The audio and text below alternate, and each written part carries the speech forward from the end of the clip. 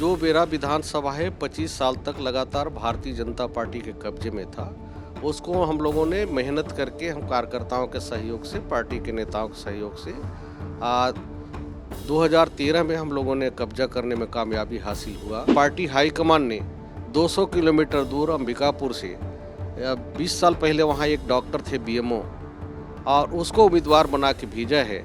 तो हो सकता है हमसे बेहतर परफॉर्मेंस की उम्मीद पे पार्टी ने तय किया होगा। क्या वजह लग रही, जैसा आप बता रहे हैं कि 10 साल आप लगातार विधायक थे वहाँ पर और बिना कोई विरोध था, आपका किसी भी स्तर पे कहीं से कोई विरोध नहीं था, सिंगल नाम गया था, फिर भी तो क्या ऊपर का कुछ दबाव लग रहा है आपको या किसी नेता का दबाव था जिस वजह से आपका टिकट काट के डॉक्टर अजय तिर्की को प्रत्याशी बनाया गया? छत्तीसगढ़ में विधानसभा चुनाव को लेकर जोर आजमाइश लगातार जारी है। कांग्रेस ने दूसरी सूची अपनी जारी की है जिसमें रामानुजगंज से डॉक्टर अजय तिर्के को प्रत्याशी बनाया है। आपको बता दूं कि वर्तमान में रामानुजगंज से कांग्रेस के विधायक बृहस्पत सिंह हैं और वो इस वक्त हमारे साथ मौजूद हैं, उनसे बातचीत करते हैं। लगातार पार्टी के लिए आपने काम किया है, लेकिन इस बार पार्टी ने मौका नहीं दिया, उम्मीदवार नहीं बनाया है, अजय तिर्के को मौका दिया जो अंबिकापुर से महापौर हैं। क्या स्थिति रहेगी आगे, क्या कहेंगे? देखिए, क्षेत्र की जनता और पार्टी ने मेरे ऊपर भरोसा किया। जो मेरा विधानसभा है 25 साल तक लगातार भारतीय जनता पार्टी के कब्जे में था, उसको हम लोगों ने मेहनत करके हम कार्यकर्ताओं के सहयोग से, पार्टी के नेताओं के सहयोग से 2013 में हम लोगों ने कब्जा करने में कामयाबी हासिल हुआ और लगातार 10 साल तक उस क्षेत्र का विधायक रहा और 10 साल में भी सारे अपने विधानसभा क्षेत्र के कार्यकर्ताओं से बेहतर तालमेल और नेताओं से भी बेहतर तालमेल होने का नतीजा था कि मेरे विधानसभा से एक भी उम्मीदवार हमारे विरोध में खड़ा नहीं हुआ। एक भी विरोध में हमारे विरोध में कोई भी हमारा नेता या कार्यकर्ता मेरे विरोध में, सब लोगों ने सर्वसम्मति से मुझे अपने विधानसभा से एक नाम मेरा भेजा और हमारे ज़िले से नहीं, हमारे विधानसभा से नहीं, लेकिन पार्टी हाईकमान ने 200 किलोमीटर दूर अंबिकापुर से 20 साल पहले वहाँ एक डॉक्टर थे बीएमओ और उसको उम्मीदवार बना के भेजा है। तो हो सकता है हमसे बेहतर परफॉर्मेंस की उम्मीद पे पार्टी ने तय किया होगा। जो पार्टी हाईकमान तय करता है वो हम सब कार्यकर्ताओं के लिए, नेताओं के लिए सर्वमान्य होता है और वो सिरोधार्य है। तो क्या वजह लग रही, जैसा आप बता रहे हैं कि 10 साल आप लगातार विधायक थे वहाँ पर और बिना कोई विरोध था, आपका किसी भी स्तर पे कहीं से कोई विरोध नहीं था, सिंगल नाम गया था, फिर भी तो क्या ऊपर का कुछ दबाव लग रहा है आपको या किसी नेता का दबाव था जिस वजह से आपका टिकट काट के डॉक्टर अजय तिर्की को प्रत्याशी बनाया गया?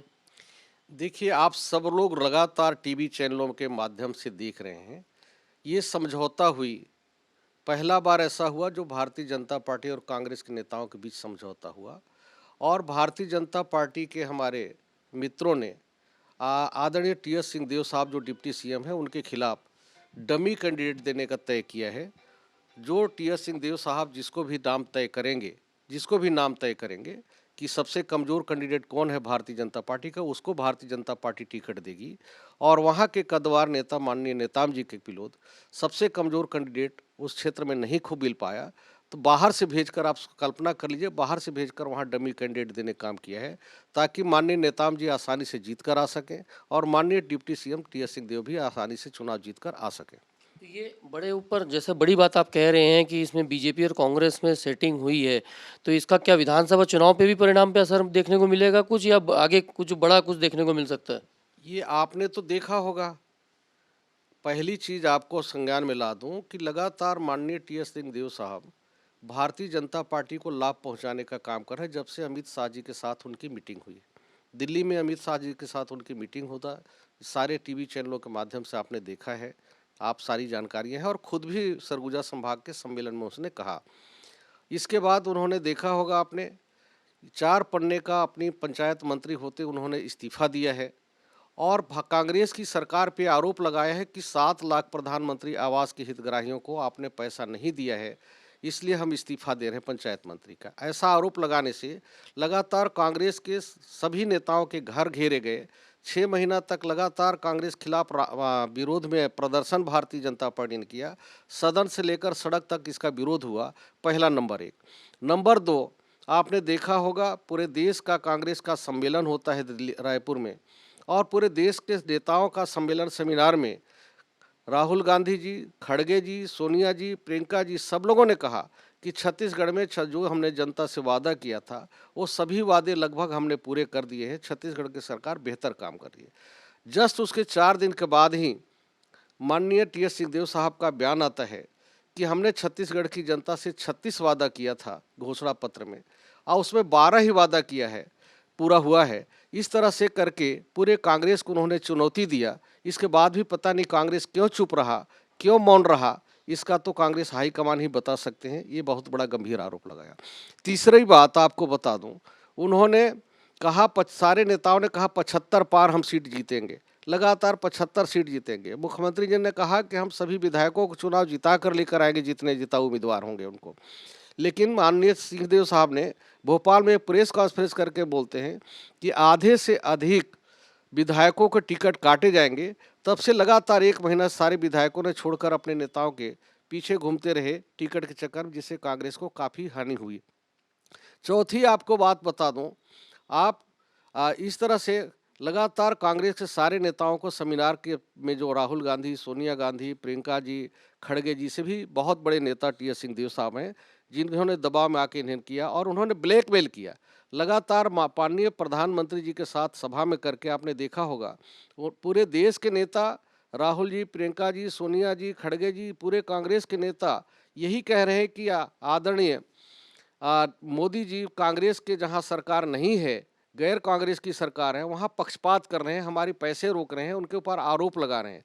लेकिन हमारे डिप्टी सीएम साहब ने खुले मंच से कहा कि प्रधानमंत्री जी ने जितना उम्मीद था उससे बढ़कर उन्होंने मदद किया है, बढ़ चढ़ के छत्तीसगढ़ को मदद किया है और मदद कर रहे हैं और आगे भी मदद करते रहें। ऐसा खुलेआम उन्होंने चुनौती देकर कांग्रेस को चुनौती दिया है। इसके बाद भी पता नहीं कांग्रेस हाईकमान की क्या मजबूरी है, कैसी मजबूरी है, आपको मुझे नहीं समझ में आया। मुझे लगता है कि हाईकमान को ये समझ में आ गया है कि ग्वालियर महाराज ने मध्य प्रदेश की बनी हुई सरकार को गिरा दिया और सरगुजा महाराज छत्तीसगढ़ की सरकार को गिरा के भाजपा के साथ हो जाएगी और ये छत्तीसगढ़ की कहानी रही। पूरे हिंदुस्तान में आपने देखा होगा, पंजाब ठोको ताली वाले के चक्कर में चला गया और मध्य प्रदेश महाराजा ग्वालियर के चक्कर में चला गया और छत्तीसगढ़ कहीं सरगुजा महाराज के चक्कर में न चला जाए। इस मजबूरी में कांग्रेस ने उनकी हर बात को स्वीकार किया है और चुनाव के पहले उन्हें डिप्टी सीएम भी बनाया, सीईसी का मेंबर भी बनाया और जहां जहां जिसको उन्होंने कहा टिकट काटने का, ये जानते हुए कांग्रेस को मालूम है कि लगातार खुले मंच से प्रधानमंत्री की बड़ाई कर रहा है। और इतना ही नहीं, भारतीय जनता पार्टी लगातार टी.एस. सिंह के खिलाफ कैंडिडेट कोई भी भारतीय जनता पार्टी से नहीं उतार रहा है और टी.एस. सिंह से ही बार बार पूछा जा रहा है कि कौन कैंडिडेट ऐसा है जिसको हम उतारें तो आप आसानी से चुनाव जीत कर आ जाएं। और भारतीय जनता पार्टी के अमित शाह जी, आदरणीय मोदी जी ने बहुत अच्छा कांग्रेस में खोट चुन लिया है, कांग्रेस की कमजोरी को छांट लिया है और उसका लगातार उपयोग करेंगे। और अगर चुनाव जीतने के बाद भी 15-20 एमएलए लेकर ये वही करेंगे जो सिंधे साहब ने महाराष्ट्र में किया है, वही आदरणीय टी.एस. सिंहदेव साहब भी करने वाले हैं। या तो कांग्रेस सीएम बनाए या और नहीं तो 15-20 एमएलए लेकर भारतीय जनता पार्टी के समर्थन में सीएम बनने की लालसा इनकी है और ये आगे आने वाले समय में देख लीजिएगा, यही 100% सही होगा। मतलब आप सीधे तौर पर टी.एस. सिंहदेव पर आरोप लगा रहे हैं कि उन्होंने बीजेपी के साथ सांठगांठ कर लिया है और सीधा उनकी वजह से आपकी टिकट कटी है। मेरा टिकट कोई बात नहीं, मैं तो एक सिपाही हूँ, सिपाही का हाईकमान का आदेश है, मैंने करता रहूँगा काम। लेकिन जो भविष्य दिख रहा है, जो आप बीते हुए आप पूरे वीडियो देख लीजिए, न्यूज़ चैनल की आप कटिंग देख लीजिए, क्या टी.एस. सिंहदेव साहब ने ये 36 में से 12 वादे पूरे करने कह के कांग्रेस के ऊपर आरोप लगाया कि नहीं? मोदी जी की बड़ाई करके कांग्रेस के ऊपर आरोप लगाया कि नहीं रायगढ़ मंच से कि प्रधानमंत्री जी बहुत अच्छा काम कर रहे हैं? क्या टी.एस. सिंहदेव ने आधे से अधिक विधायक टिकट काटने के बाद कहा कि नहीं कहा? ये सारे प्रमाणित हैं जो लगातार कांग्रेस के ऊपर आरोप लगा रहे हैं टी.एस. सिंहदेव साहब।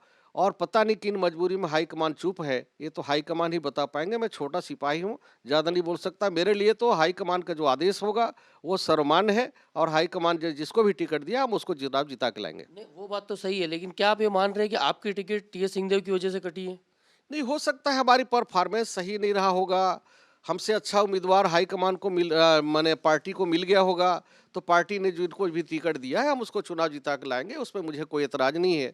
लेकिन लगातार पार्टी को नुकसान पहुंचाने का काम सिंहदेव साहब जो कर रहे हैं, भले खुलेआम प्रधानमंत्री के मंच से भाजपा की बड़ाई कर रहे हैं, खुलेआम राहुल गांधी, सोनिया गांधी, प्रियंका गांधी खड़गे जी को चुनौती दे रहे हैं कि आपने झूठ बोल के छत्तीसगढ़ को किया है, टी.एस. सिंहदेव साहब सही बोल रहे हैं, ऐसा आरोप लगाना हमारे हाईकमान के नेताओं के ऊपर सिंहदेव साहब को, ये अच्छा बात नहीं है। जो हाईकमान क्या ये खड़गे साहब से बड़े हो गए, सोनिया गांधी से बड़े हो गए, प्रियंका गांधी से बड़े हो गए? आप अपने समकक्ष नेताओं के ऊपर आरोप लगाते साहब, समझ में आता, लेकिन पूरे कांग्रेस को चुनौती देना, पूरे देश के नेता जब आके बोल के जा रहे हैं कि बहुत अच्छा छत्तीसगढ़ में काम हो रहा है और आप बोल रहे हैं कि 36 में से 12 वादे हम पूरा किए हैं, लगातार ऐसा बोल कर आप आरोप कांग्रेस के ऊपर लगाकर छत्तीसगढ़ के कांग्रेस को कटघरे में खड़ा कर रहे हैं, कांग्रेस के लोगों को नुकसान पहुंचा रहे हैं छत्तीसगढ़ में, ये अच्छा बात नहीं है। मेरे ख्याल से हाईकमान को ऐसे वक्तव्यों पे विचार जरूर करना चाहिए। आगे क्या रहेगा? आप चुनाव निर्दलीय लड़ेंगे या फिर जो वर्तमान में जिनको मौका दिया है पार्टी ने उनके साथ काम करेंगे? छत्तीसगढ़ में जहाँ जहाँ भी कांग्रेस के लोगों को टिकट मिला है और हमारे जिले में जिनको भी टिकट मिला है, हम उनके लिए काम करेंगे, कांग्रेस के लिए काम करेंगे, कांग्रेस को जिता कर लाएंगे। देखिए, बृहस्पत सिंह जी है, वर्तमान में कांग्रेस के विधायक है रामानुजगंज से। हालांकि इस बार इनको प्रत्याशी नहीं बनाया है, लेकिन इन्होंने बहुत बड़ा आरोप टी.एस. सिंहदेव के ऊपर लगाया है कि टी.एस. सिंहदेव शायद कुछ उनकी लालसा बढ़ गई है, इस वजह से वो भाजपा से साठगांठ कर लिए हैं, ऐसा उनका सीधा सीधा आरोप है। क्योंकि लगातार बृहस्पत सिंह ये कहते आ रहे हैं कि टी.एस. सिंहदेव लगातार कांग्रेस के खिलाफ माहौल बना रहे हैं और कांग्रेस पार्टी को इससे काफ़ी कुछ नुकसान हुआ है। उसके बावजूद पार्टी हाईकमान किस दबाव में टी.एस. सिंहदेव के मन मुताबिक निर्णय ले लिए, ये समझ से परे उनके भी। लेकिन उनका साफ कहना है कि वो पार्टी के साथ है, कांग्रेस हाईकमान जैसा निर्देश देगी वैसा वो काम करेंगे, जिन जिनको मौका दिया कांग्रेस ने उनके लिए वो काम करेंगे। साथ ही साथ टी.एस. सिंहदेव पर भी उन्होंने गंभीर आरोप लगाए हैं और अब ऐसे में देखना है कि टी.एस. सिंहदेव के आरोपों पर पार्टी का क्या स्टैंड रहता है और बीजेपी इस पर क्या स्टैंड रहती है। लेकिन ये आने वाले समय में एक बात तय है कि छत्तीसगढ़ में चुनाव जो होने जा रहा है वो काफ़ी दिलचस्प रहेगा। हाँ, कैमरामैन रमाशंकर के साथ स्टार जैन, IBC 24 रायपुर।